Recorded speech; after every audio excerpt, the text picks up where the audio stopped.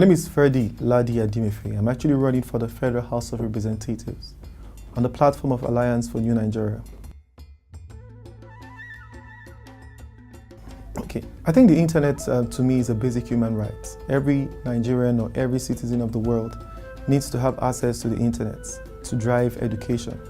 But I would rather recommend that there should be a sense of censorship because, again, with that freedom would come possibility of abuse. I mean, people could just fragment anything or come up with a story. So there should be a form of censorship.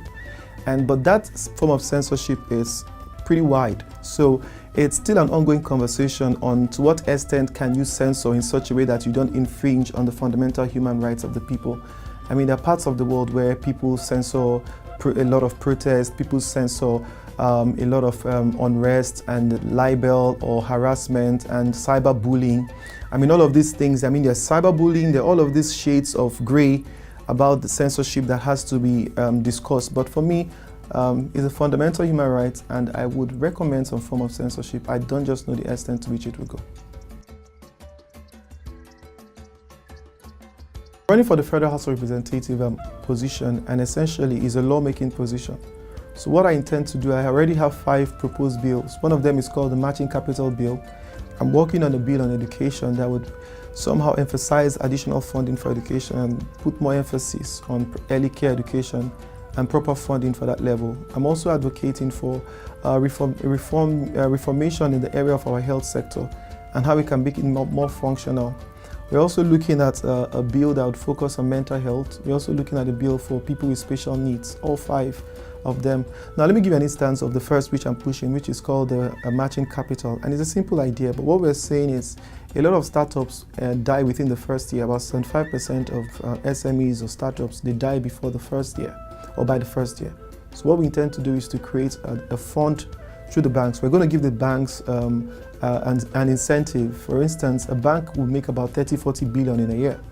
Let's say 1% of the money you make is given to fund startups, and that money is not a grant, it's still a loan, but we want it to be a single digit in terms of the interest rate, and we also want it to be collateral free. So it's important for us that the startups or the SMEs have better credit history, and they've been able to show consistent cash flow for about 6 months to qualify for this. So what it is if you have 50% of your capital, the bank will match it under the matching capital law. They will match that 50% and you're able to raise additional capital for your business.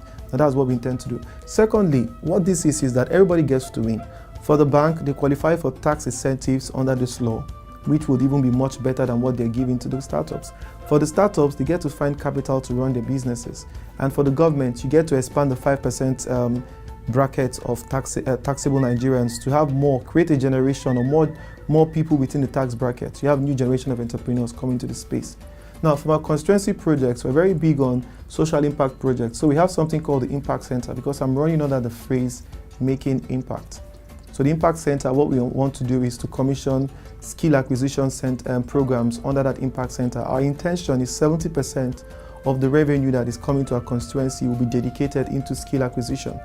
And the plan is to raise at least 20,000 SMEs or self-employed people within a period of 4 years. So every month, there are simple things, but you come and learn tailoring, you come and learn plumbing, you come and learn tiling, all these basic skills that are needed. We take people through the process and we help them formalize it, all right? And that's what the Impact Center will do.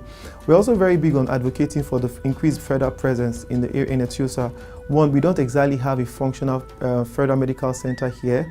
We don't have a specialized hospital here, but it's understandable because this area is one of the fastest growing ever in the world. But because of the unique position of Etiosa, I think we need an additional hospital that can be affordable for the people. We also want to advocate for a library because education is critical. So you can't have an area this big, but the library is not just going to be a place where you have dead books. It's going to be e-library. It's also going to be a working hub system where people can come, plug in, learn, collaborate, create, and grow from there. And so these are some of the things we intend to do. We're also looking at the football academy that will be functional and can help people find opportunities abroad. We're also looking at creating an art and cultural center around here where those who are equally talented can come and learn. So these are some of the ideas I want you to hold me accountable for. I am committed to doing them because it's not complicated at all. It's not hard. Most of the headquarters we have for companies are here. So we intend to do this working with the businesses around here, tapping into their social corporate responsibility to create these projects. And it's very easy, my guys. It's so easy that I don't understand why anybody else won't think of it.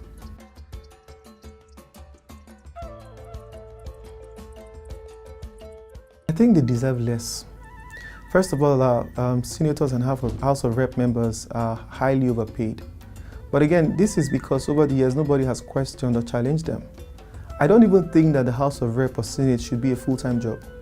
For the most part, what we have found are retired governors coming into Senate to sleep through the session rather than make laws. So we need to wake up and kick these guys out as fast as we can, because you cannot continue to take the country backwards. So they have their pension as governors, they come to earn as senators, and you have one man carrying so much and nobody's asking him questions and they're running again. I don't even think, so for me, this is another shade of something that really worries me, because I think Nigeria deserves better. So they have to have a proper pay cut. And I'm saying politics should not be attractive. Public office is for service. Most people are earning money from government that they have never made in their life, they never even had a career. So we need to understand that if you're coming to work or coming to serve, we need to look at your pedigree, we need to look at your capacity, your competence and your character. As a private man or as a businessman, in the sectors you've played, what contributions have you made, what have you shaped before you come to serve your people? So if you're coming to serve your people and we can't point to anything significant you have done, you don't qualify to serve. So they're highly overpaid. And I think it's important we push back on that. And I don't know, because if I go into the House, I'll be one out of many. So I don't know how effective it will be for me to challenge the status quo. It's impracticable to think I will. But as an individual, what I've committed to do is that 70% of our allocation as a constituency will be dedicated to our impact center. And this would require, what this would mean to me is that every other person should ask their rep, where is our constituency allowance? What are you doing with it? Where are the people you're impacting? And that is what I intend to do, leave the model and let the model question everything else.